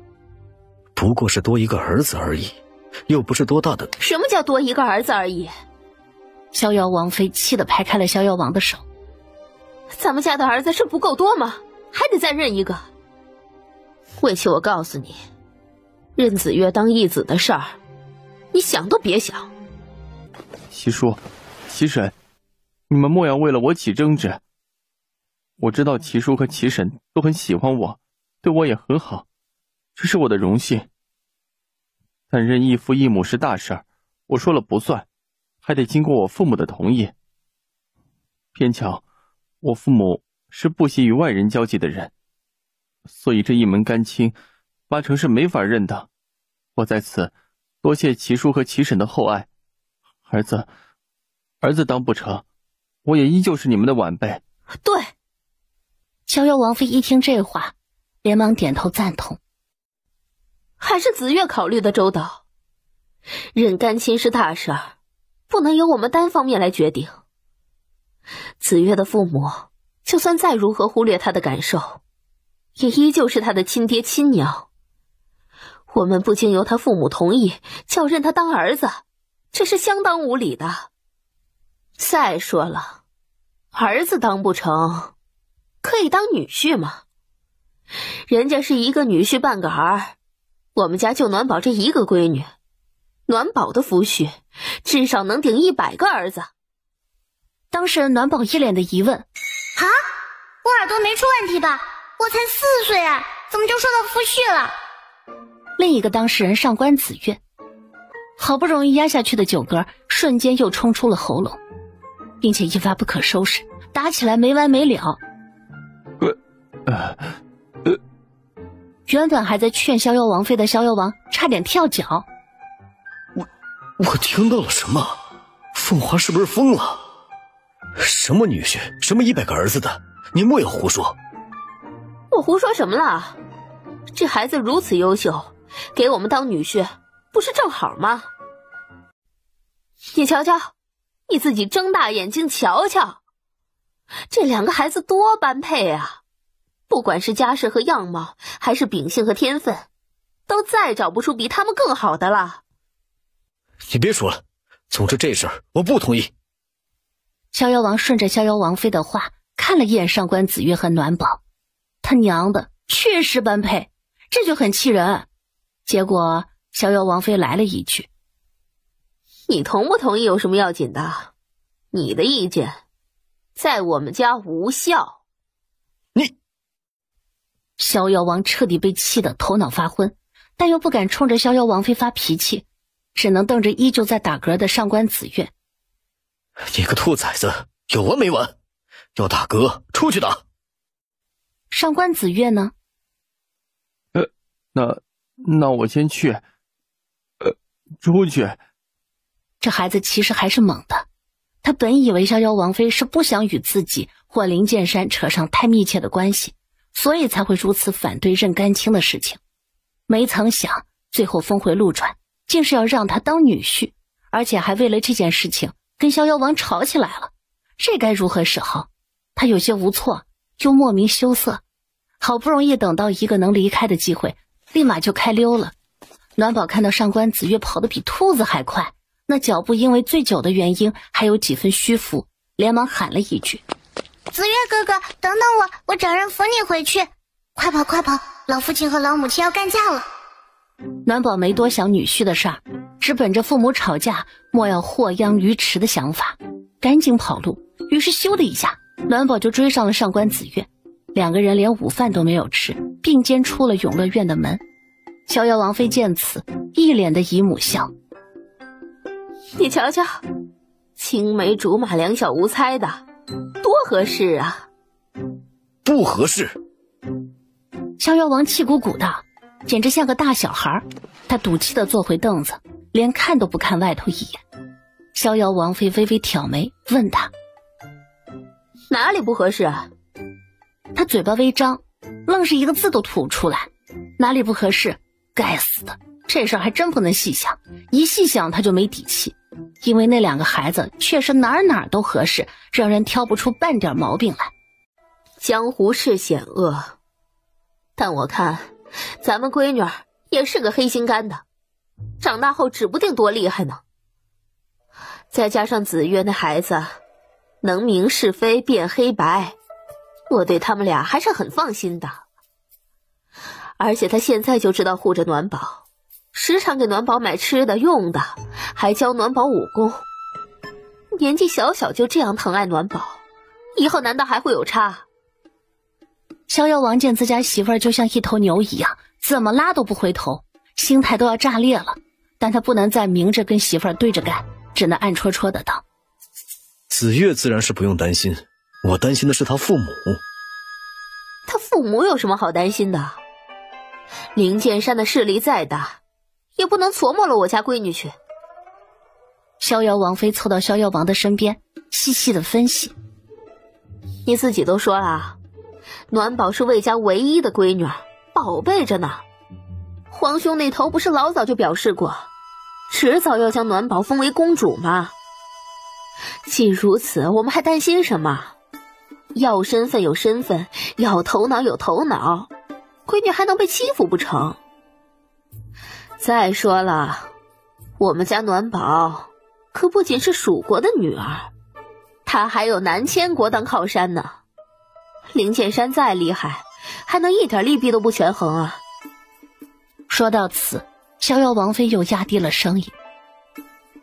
只要蜀国和南千国一日不倒，那谁都休想欺负到他头上。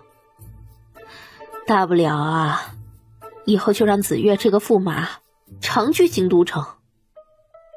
不过依我看，紫月这么有主意的孩子，他父母也奈何不了他。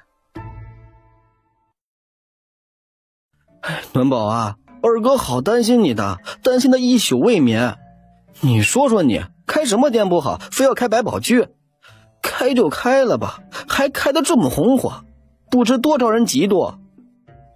对，招人嫉妒。我跟你三哥都觉得，你每天去上课，光带一个侍卫是不够的，更何况那侍卫还不能随你入宫，只在宫门外守着。没错，一个不够。要不这样，从明天起，我让娘亲再给你安排一个侍卫如何？最好是能跟着你一起去上书房上课的，能时时刻刻保护你。是的，寸步不离才安全。暖宝眨眨眼，觉得两个哥哥魔怔了。啊，不安全？上书房就在皇宫里，有什么不安全的？再说了，以我现在的武功，谁还能欺负得了我？二哥，你真是一宿没睡吗？暖宝不大添侍卫的茬，反而盯着魏思华的眼睛看。我看你的气色挺好的嘛，眼圈都没有青。啊？魏思华佯装不知，连忙看向魏清华。我眼圈没青吗？魏清华微愣，随即便睁着眼睛说瞎话。青了呀，我看挺青的。青啊？哎，青就青吧，那不重要。魏思华摆摆手。现在最重要的事情是咱们家宝贝妹妹的人身安全。是。魏清华连连点头。添侍卫的事情迫在眉睫。可是侍卫也分好坏，找谁才最合适呢？这个侍卫可是要当个小伴读，陪着咱们家暖宝一起上课的。是啊，该找谁好呢？要不找紫月吧？魏思华兜兜转转，可算是把正主给牵出来了。紫月武功高强，学识过人，秉性纯良，与暖宝又能合得来，而且他最近正巧有空，陪在暖宝身边最适合不过。对，紫月是个最好的人选，就紫月了。说着还不忘问一问江四军。小辣椒，你觉得呢？江四军还没完全睡醒，尚有些迷糊，如今突然被点名，瞬间就清醒过来。啊，好呀，我觉得很好。暖宝一头问号的看向江四军。什么叫好啊，很好的？你睡醒了嘛，就点头附议。再转头看向魏思华和魏清华，更是一脸的郁闷。怎么就紫月了？你们有没有问过我的意思啊？我没说要添侍卫啊。你赶紧回去哄媳妇吧啊，别让她祸扬于池。毕竟你大媳妇还没出嫁呀，你说是不是？我呸！谁家媳妇脾气不好？你家媳妇才脾气不好呢。王爷说谁呢？娘的，老张他媳妇怎么来了？没，我和老张说你脾气好，温柔贤惠，让他好好待你，莫做了对不起你的事。我回去了，你好自为之吧。张远盘心想，快走，谁好自为之还不知道呢。哎，夫人，你怎么来了？你做了什么对不起我的事儿？逍遥王方才说的话是什么意思？好端端的，他为何要你好好待我？魏齐，好你个忘恩负义的东西！哎，夫人，没那回事儿，你别听信谗言啊。哪回事儿？你倒是给我说清楚。姓张的，你莫不是嫌我年纪大了，不如外头的小妖精可人。我倒说呢，怎么你最近老出去喝酒，一回来身上都是酒味儿，零用钱也总是不够用。想来是去了哪个盘丝洞，被小妖精给迷住了吧？没有，我哪里敢呀？不敢？那就是心里头想着喽。不，我不想，绝对不想。夫人，你快松手，我冤枉啊！冤枉？哼！你要是冤枉的，方才逍遥王怎么还跟你生气了呢？你别以为我不知道你跟逍遥王之间的关系，肯定是你在外头惹了什么事儿，让他以为你行差踏错了，他才会过来劝你。否则他堂堂一国王爷，吃饱了撑着才对我说那番话。他就是吃饱了撑着嘛。你还狡辩？我没有。你还顶嘴？张院判双手投降，双唇紧闭。魏齐，好好的王爷你不当，非要当根脚趾棍，你给我等着！哼！皇祖母，皇祖母，那架势，别说是容嬷嬷，就连上官子月都有些呆滞。这是开始演伤了，连招呼都不打。小郡主，老奴该怎么配合您啊？去叫皇祖母起床。暖宝捂住脸的手突然撇了2个叉，露出2只闪闪发亮的大眼睛。杵着做甚啊？演戏很累的好吧？哎，好嘞。容嬷嬷一拍手掌，跃跃欲试，但在转身的瞬间，她脸上的笑容立即被急切和担忧所替代。太后娘娘，不好了，不好了，您快醒醒啊！小郡主受委屈了，哭着要找皇祖母。啊，我没说我受委屈啊，容嬷嬷，你演的略微有些浮夸了。可人都已经去了屋里了，暖宝能怎么着？当然是继续哭了。皇祖母，上官子月见此，面色也瞬间变得凝重，还带了几分忧愁。暖宝偷瞄了2眼上官子月，忍不住给他竖大拇指。子月哥哥，你不去唱戏都可惜了。上官子月刚调好的情绪，险些没给暖宝整破防。谁要去唱戏？这不是在配合他吗？他只是想着自己跟暖宝关系亲近，所以在暖宝哭得伤心时，总不好太漠然。不过既然暖宝都点评他了，他也得礼尚往来才是。你倒还有进步的余地。少年郎盯着暖宝的脸思索了一会儿，把舌头吐出来。单纯的暖宝有些疑惑，但还是乖乖照做。来。就在这时，上官子月以迅雷之势伸出了手指，轻轻点在了暖宝的小舌头上，接着就将暖宝的口水涂抹在他的眼睑下方，且这样的动作还不止一次，点涂再点再涂。暖宝直接懵住了，连舌头都忘记回收了。一瞬间，他觉得自己变成了表情包，黑人问号脸，这样就更加真实了。暖宝脸上的清凉感让暖宝真的有点想哭。神他妈真实，往脸上涂唾沫可还行，身上的笋都被你夺光了好吗？看着正正经经，没想到却是这样的上官子月，是我草率了。这可怎么是好？哎呦，那护腕是子月的祖母留下来的，现在护腕弄丢了，子月岂不是得心疼死啊？太后娘娘，我没事的。上官子月垂下头，语气越发低落。护腕本就不是金刚不坏的东西，哪怕今日暖宝没弄丢，它也总有一日会坏的，所以我相信，就算我祖母知道了，也不会怪我，更不会怪暖宝的。可我会怪我自己啊！暖宝撅着嘴，一副做错事情的样子。我记得你跟我说过，你祖母给你留的东西不多，其中护腕是你最喜欢最宝贝的一件，每次你出门都会把护腕带着，就像你祖母在你身边一样。现在我把你的护腕弄丢了，你一定很难过吧？说罢，暖宝又抱紧了太后的手臂，小声道：如果是我祖母给我的东西被弄丢了，我一定会很伤心的。我不难过，你别自责。上官子月依旧垂着头，可声音却已经带了几分哽咽。莫说太后这个不知情的了，就是容嬷嬷都开始动容。小郡主和上官公子可太会演了，若不是我方才亲眼见过那护腕，一定也会被他们给骗过去吧。要不太后娘娘给上官公子做一个护腕吧。容嬷嬷是个上道的人，她见暖宝和上官子月都把气氛烘托到这个地步了，赶忙站出来说了句关键话。太后果然动起手，画样子，剪棉布，穿针引线，开始做护腕。那认真的模样哪里有半点患了嗜睡症的样子，分明就是个精神小老太好吗？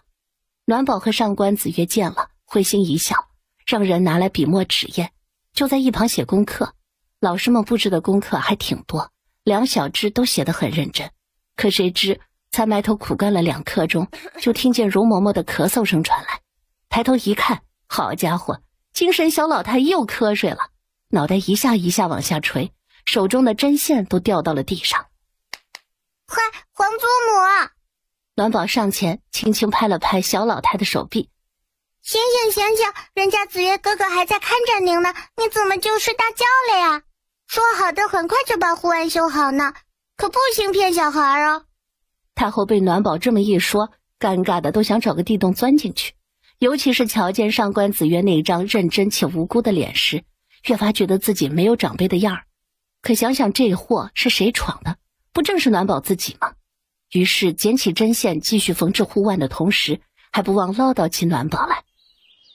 你个小讨债鬼，别以为哀家心疼你就舍不得训你。你这迷迷糊糊的性子，赶紧给哀家改掉。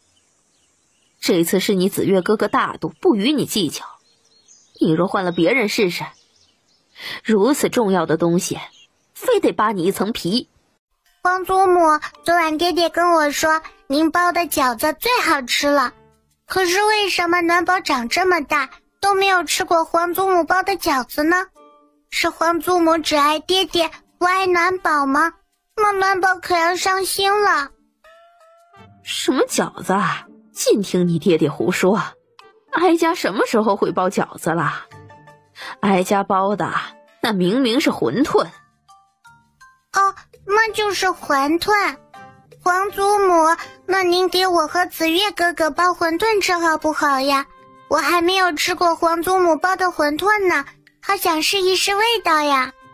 不包。为什么？您不心疼您孙女儿了？心疼啊！可哀家乏了，想睡觉。要不您先包馄饨？我就想吃皇祖母包的馄饨嘛。等我和子月哥哥吃饱了，立马就走，绝对不留下来烦您。好。这一次太后应的那叫一个爽快，起身去小厨房的时候，脸上还露出了一种如释重负的轻松感，就仿佛是在说，这2个兔崽子总算是要走了。2个兔崽子说到做到，吃完太后包的馄饨后，果真心满意足地离开了。只是在走人之前，还不忘朝着太后摆摆手。皇祖母，再见，我明天下课了再来哟。太后一听，忍不住打了个寒战。还来？娘亲。进来，把搓衣板放到里头去。搓衣板不该是洗漱的吗？难道这就是魏家的家法？啊，这搓衣板是给我用的，难道真是我无形中闯了什么大祸？娘亲，我错了，您别生气。当然了，暖宝也不傻，人家跪的是旁边的地毯，才不跪搓衣板呢。这搓衣板一看就是新的，还是留给爹爹来开启第一跪吧。逍遥王妃对暖宝的举止颇为意外，她没想着让闺女下跪啊，只是想单独的跟闺女聊一聊，再套一套话而已。你错了，错在哪儿了？暖宝一脸苦涩。我怎么知道我错在哪儿啊？做错的事儿太多了，不知道娘亲气的是哪一件呀？哼，看来还不止1、2件呢。逍遥王妃微微蹙眉。那好，你且一件件说出来听听，看你有没有自毁之心。暖宝心想，啊，还一件件说出来，我怎么觉得你是在套我的话呢？不过说都说到这儿了，想再改口也难了，干脆直接摆烂，挑了几件不痛不痒的事儿说了出来。他洗耳恭听了半晌，听到的都是什么玩意儿啊？什么重点呀？暖宝是真想不出自己还犯了什么事儿，值得逍遥王妃要对他动用搓衣板。要不您直接把话挑明白，你想听的重点究竟是什么呀？你说了这么多，就没一件是关于银钱的。啊？关于银钱？我现在要问的是你爹爹的事情。一听说逍遥王妃要问的是逍遥王的事儿，便立即从地上站了起来。啊，吓死人了！闯祸的是我老爹，我跪个什么劲儿？你爹爹最近出手越发大方了，可我给他的零用钱却从没涨过。你说这是什么原因？啊！暖宝一愣，终于反应过来了，又扑通一声跪下了。那个娘亲啊，可能是我的原因。哦，什么原因？你什么原因呢？好好跟娘亲说清楚。娘亲，您说像爹爹这样抠门的人突然变大方，有没有可能是因为他的宝贝女儿给了他一点点，就是一点点孝敬的钱？哟，孝敬钱呀，那还真有可能。就是不知道这个宝贝女儿给的孝敬钱是这么一点点，还是这么一点点，还是这么一点点。娘亲，这不会是爹爹的私房钱吧？恭喜你啊，猜对了。哇塞，真是啊！爹爹怎么会有这么多私房钱呀？那就要问你了。问我做什么？您不会以为娘亲这跟我没有关系，我没有给过他这么多。不是你还有谁？那我不知道。娘娘，王爷来了。爹爹来了好啊。娘亲，你一定要好好问清楚，还女儿一个清白。暖宝，你怎么在这里啊？是不是又惹你娘亲生气了？我怎么在这里？当然是托了您的福啊。哎，我银票在这儿呢。逍遥王知道躲不过，干脆就顺势拍起了马屁。我就知道，我这私房钱藏得这般好，也就只有你才能找得到了。也承认这是你的私房钱？承认呢？为什么不承认？这本来就是我的私房钱，还能说是别人的不成？不过我这私房钱本是攒着想给你一个惊喜的，现在你把银票都搜出来了，那惊喜就……你哪来的银子啊？银子都是你和暖宝给的，平常你给的零用钱我都是花一半攒一半的，再加上暖宝这孩子孝顺，也会时常给我一些银钱的。爹爹，您别胡说呀！小苗说漏风就漏风，根本没有半点商量。我是给过您银钱，但没有给这么多。就算是您一个铜板都没有花，那这4000多两银子中，也只有1000两是我给。暖宝，逍遥王还在做着父慈女孝的美梦呢，结果暖宝这番话直接让他坠入了冰窖。你记错了，怎么才1000两呢？明明是4000两。什么4000两呀？明明就是1000两嘛！爹爹，您别冤枉我，我屋子里可是有账簿的。咱们暖宝还记账了呢，这倒是个好习惯。丹秋，你去长乐园走一趟，把小郡主的……行了，别劳累了，是我记错了，不是暖宝给的，暖宝给的零用钱呢，确实没这么多。那是谁给的？逍遥王微微张嘴，又赶紧闭上，不愿意开口。不说？那好，这2个搓衣板送你了。现在？凤华，你这礼太重了，要不我晚些时候再收吧。暖宝还在呢，多难为情啊。不怕，我不看。小喵漏风漏得彻底，一双小手迅速捂住眼睛，还不忘留下2条指缝。想看就大大方方看，反正做错事儿的人又不是我们，丢人的也不是我们。说，我说还不行吗？暖宝给的零用钱早花光了，这几千两是皇兄给的。皇兄？哪个皇兄？魏正，他给了我4000两，前几天刚给的。皇兄给你银子做甚？你问皇兄借的？还是你抓到皇兄什么把柄了，要帮他瞒着母后和皇嫂？快老实交代，不然这搓衣板之苦你可逃不掉。凤华，当着孩子的面呢，你能不能想着我点好啊？我不缺吃不缺喝的，问皇兄借钱做甚？再说了，皇兄乃一国之君，他的把柄是我能随便拿到的吗？这4000两啊，是皇兄给我们回南迁国的路费。看来啊，咱们家小四军不用等喽。将军回来了。江将军，您可回来了，快来尝尝我金晨摘的果子。将军，来一个肉饼不？刚烙好的，还热腾着呢。将军，看看我家的鸡蛋，这2天老母鸡刚下的。将军，老黑，傻愣着做什么？快舀粥啊！将军，来喝！爹爹！崔三娘的嗓门大，有人的嗓门比她更大。爹爹！众百姓一脸疑问：谁啊？那么激动，还敢肖想让江将军当他爹呀？崔三娘一脸震惊：这小姑娘叫谁呢？不会是叫江将军吧？爹爹！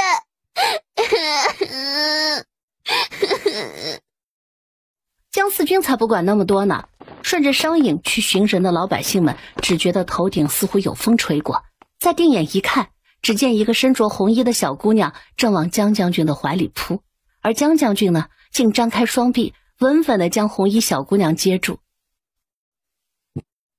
你这黑心肝的，过得可快活吗？正准备大哭一场的江四军猛圈了，抬头看着江将军：你是我爹吗？该不会是假冒的吧？我情绪都酝酿好了，你给我来这一出。走吧，时辰不早了，咱们赶紧。谁在那里？是外祖父。你是哪里来的小娃娃？怎么会一个人在山里？你的父母呢？他们在何处？你这小娃娃，莫不是进山来寻猫的？这猫长得可真好看，爷爷能不能摸一摸呀？可以。呀，这猫很乖呀。小娃娃，你看，你这只猫很喜欢爷爷呀。您不是我爷爷。那你爷爷是谁？能不能告诉我呀？我没见过我爷爷，但我可以告诉你我外祖父是谁。哦，你外祖父是谁呀？是您呀。外祖父，您的野山药挖好了吗？我们回家吧。你叫我什么？小娃娃，你再叫一遍。外祖父，外祖父，外祖父。你是暖宝？是呀，外祖父，我是暖宝呀。我爹爹是魏齐，娘亲是段凤华。是暖宝，当真是朕的小暖宝。你怎么会？是不是你五舅舅？你五舅舅带你来的南迁国？对呀，外祖父您好聪明啊。正是五舅舅带我来的呢。他说外祖父可喜欢暖宝了，要带暖宝来见一见外祖父。你那个五舅舅啊，总算是做了件让朕高兴的事儿。不过你皇祖母他们也舍得放你来，不怕外祖父见了你以后就不让你回蜀国吗？嘿嘿，怎么不舍得呢？皇祖母说了，外祖父也是暖宝的亲人，一定会想暖宝的。所以他不仅让暖宝来看外祖父，还给外祖父和姨母舅舅们准备了不少的礼物。外祖父，您的野山药挖好了吗？挖好了咱们就下山吧。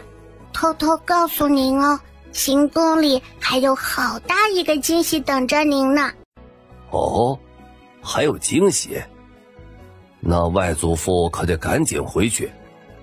还有什么事情会比这的暖宝来到南千国更让人惊喜的？他一把扛起暖宝，就像扛着小猪仔一样。走喽，咱们回家去嘞！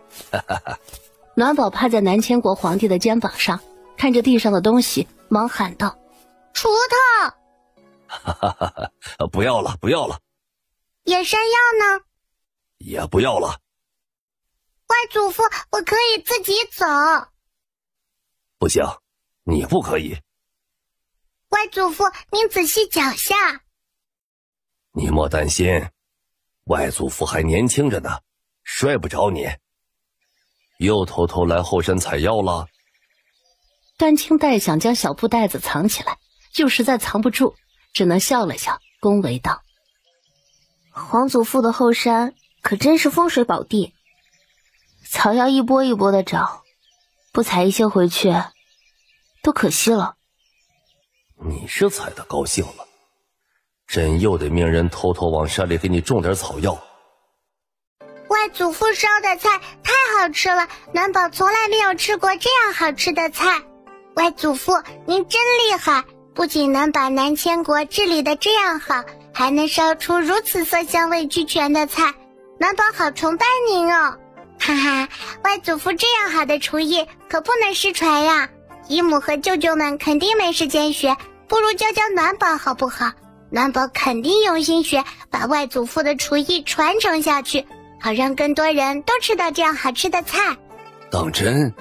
暖宝真想跟外祖父学厨艺？想。那好，外祖父教你就是。父皇，逍遥王妃急得跺脚，连忙撒娇道：“这丫头成日想着做饭烧菜，儿臣头疼都来不及，你怎么还能答应她呢？”做饭烧菜怎么了？你且告诉朕，朕这茄子烧得如何？好吃。好吃就行。民以食为天，人活一辈子，不就是为了穿得暖吃得饱吗？朕一个当皇帝的都能挽起衣袖当厨子，暖宝怎么就不行？小乖乖，不要搭理你娘亲，你就放心跟外祖父学。外祖父啊，也不奢望有多少人能吃到这一手厨艺，只希望等你长大了，能让你的孩子们也尝上一口。父皇，他还小呢，暖宝才4岁多，拿个勺子都费劲儿，哪能？不费劲儿的。外祖父，我能拿得起勺子，我烧过菜的哦。我给爹爹、娘亲和五舅舅烧过紫苏石螺，可香可好吃了。是吗？咱们暖宝这么能干呢？既然暖宝会烧紫苏石螺对吧？那什么时候可以烧给外祖父吃啊？随时都可以啊。父皇，好了，放心吧，朕心里有数，断不会让他受伤的。虽说这只是一道菜，但却又不仅仅是一道菜。不管是魏家还是段家，都是皇家，这一应的吃穿用度呢，皆由下人负责，与寻常老百姓不同。也正因为如此，能吃到长辈亲手烧的饭菜就尤为难得。蜀国那头如何，朕管不着，但咱们段家的孩子万不能羡慕别人。庞的孩子有的，你们得有；庞的孩子没有的，你们也得有。暖宝是朕的外孙女，自然也是这段家的血脉。他往后的孩子更是段家的宝贝。既然如此，他这厨艺能不学吗？朕今天给暖宝烧了个菜，暖宝就会一辈子都记得外祖父的味道。同样的，如果长大后他能给他的孩子烧菜，那他的孩子也会记住他的味道。妞妞啊，你要知道，皇家子孙有皇家子孙的无奈，一辈子留下点温暖美好的记忆很有必要。想要做出好吃的美食，光有厨艺还不够，还得有上好的食材。就像方才那道红烧茄子，咱们所用到的茄子呀，可是外祖父亲自种的。所以呢？暖宝眨眨眼，觉得他外祖父好像话里有话。所以呀，暖宝要不要跟外祖父学一学种菜呀？很简单的，还能玩泥巴，特别有趣。好呀好呀，外祖父教，暖宝用心学。真的？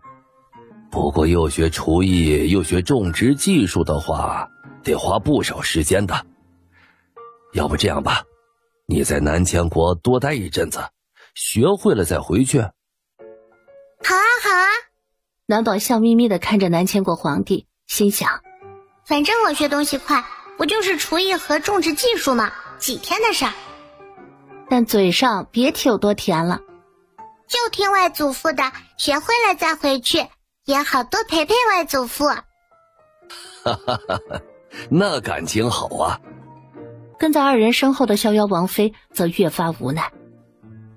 好了，没拦住暖宝学厨艺不说，现在又多学一个种植技术。逍遥王妃都不用等到暖宝开始学种菜的那一天，就能想象出暖宝会变成什么样子。看一看福公公就知道了。同样是太监总管，人家蜀国那头的高公公就是圆滚滚白嫩嫩的，可福公公呢，又黑又瘦还有肌肉，挑粪除草一把好手。知道的说他陪着南迁国皇帝一起陶冶情操，不知道的还以为是个辛苦劳作多年的庄稼汉呢。没了，我白嫩嫩香喷喷的闺女就要没了。以后紫月见了，该不会嫌弃吧？姐姐，你家里有吃的不？我2天没吃东西了。有没有可能我是妹妹？妹妹？跟我差不多高啊，还比我强那么多，怎么会是妹妹？小仲景，我6月份才满4岁，请问你几岁呀？我5岁半了。你叫我什么？小仲景。仲景，我有说过自己叫什么名字吗？你不是叫仲景吗？上官仲景，上官紫月的3弟。啊！姐姐，你是我大哥派来的。我说了，我不是姐姐。你叫我暖宝吧，我跟你大哥是朋友。不是，姐姐你干嘛叫我小仲景？不是要叫我仲景哥哥吗？大哥的朋友，武功很厉害的妹妹。不，我是不是听大哥提起过呀？你嘀咕什么呢？没什么呀，姐姐。哦不，妹妹，你和我大哥是怎么认识的？哼，我说我认识你大哥，你就真信了？不怕我也是坏人，故意骗你的？你眼睛明亮的就像星星一样，怎么可能是坏人？再说了，你要是坏人的话，救我和老大夫做什么？我只是年纪小，又不是傻子。暖宝妹妹，你家有没有小狼崽？没有小狼崽，有一头大白狼。什么？大白狼？它叫什么名字？是不是叫什么哈什么奇？哈士奇。啊，对，哈士奇就是这个名儿。你怎么知道哈士奇的？嘿，你猜？切，你大哥和你说的呗。他跟你提哈士奇做什么？因为哈士奇以前是我的小狼崽啊。哈士奇是在山里出生的，他身体最弱，老抢不到奶盒。那一年大哥回去过年，我看小狼崽要死了，就托大哥带小狼崽下山看病。结果第2年大哥回去，小狼崽就没了，说是送给了一个很厉害的妹妹。我就说嘛，我跟养了小狼崽的妹妹是有缘分的。之前大哥提起小妹妹的时候，我还一直想认识小妹妹，要跟小妹妹一起玩呢。可是我不能下山，所以只知道我大哥有个小妹妹朋友，却不知道他长什么样。现在好了，没有大哥帮着引荐，我们也认识了。暖宝妹妹，你说这是不是缘分？是。缘分哥，咱们到家了。好嘞，缘分妹。我记得我大哥说过，你父亲和母亲对他都很好。那待会儿回家以后，我要不要去跟他们打个招呼啊？你说呢？暖宝指了指天，意思是问上官正经，这个时辰合适吗？时辰太晚了，好像不太礼貌，还是等明天天亮了再打招呼吧。他若有所思又问：那这么晚了，我还有的吃吗？有，这是紫月哥哥的弟弟，你把他安排好。是，主子。缘分妹妹，我晚上住哪儿？能不能离你近点儿？你今晚先跟我三哥住一个院子里吧，以后具体住哪里，天亮了让我娘亲来安排。我三哥的院子离我院子很近很近，不远的。好，离你近就行。七叔，这都是误会，你别和暖宝一般见识。这丫头素来有正义感，许是瞧见有人在公主府里大打出手，所以才会一时着急冲过来。就是正常人谁会在自家院子里大打出手啊？我也不是故意传您的呀，这不是以为家里来坏人了吗？爹爹，您看看这院子都被您霍霍成什么样子了，石灯碎了，桂花树也全都断了。完了，爹爹，你把娘亲的公主府造成这样，今天晚上肯定得跪搓衣板了。老天啊，这前院怎么变成这样了？桂花树怎么都断了？这可是当年父皇亲手给我种下的。凤凰，你莫生气，我正在训这俩孩子呢。你们看看这院子都被你们霍霍成什么样了，家里有几个钱也不能这样掰呀。现在院子变成这样，得花多少银子去修啊？还有那些桂花，不知道那些桂花树是谁种的吗？想要过招就去练武场，在院子里玩什么？没轻没重的。暖宝、紫月，你们俩怎么回事？刚一见面就打起来了？这都是紫月的错，紫月任凭七婶责罚。哎，这哪里能怪你？我还不了解你吗？肯定是一看到暖宝就想试一试他的身手，检查检查他最近有没有偷懒。暖宝又是个不服输的性子，你们二人一对上，难免就打得激烈了些，对吧？没事儿，这院子我命人来修一修就好了，不是什么大问题。孩子们这是在切磋武艺，又不是故意犯错。他们顶多就是打得上瘾时失了点分寸，你好好说两句就成了，凶他们做甚？我没凶他们呢，我凶你们了吗？你别吓唬孩子，棍子都拿上了，还说没凶他们。若不是我来得及时，你是不是还要揍他们呢？哈哈，笑什么？修院子的银子从你零用钱里扣。为什么呀？你说为什么？对，你娘亲说的对，这院子肯定是你霍霍的，不从你零花钱里扣银子，从谁那里扣啊？没轻没重的小丫头，活该让你长长记性。我说的对吧，凤凰？你有话就直说，我考虑考虑。事情是这样的，我这段时间不是老往五舅舅那边跑吗？跟五舅舅相处的久了，对他呢也多了一些了解。这不，他现在最大的心愿就是想在临死之前再游历一遍四海，看一看天下。等等，临死之前，二哥，五舅舅不会是得了什么了不得的病，没几天日子可活了吧？那倒不至于，他身体挺好的。真的？真的，我发誓，五舅舅好着呢。那你为什么要说临死之前，整得跟遗愿一样，吓唬谁呢？你别打断我，先听我说。我方才说到哪里了？五舅舅想出远门，但外祖父不同意，还要他负责一些朝廷庶务。之前在行宫的时候，五舅舅不是还想拿我们一家人回南迁国的事情向外祖父讨一个恩典吗？可惜恩典还没讨呢，其他几个舅舅和姨母就赶到行宫了。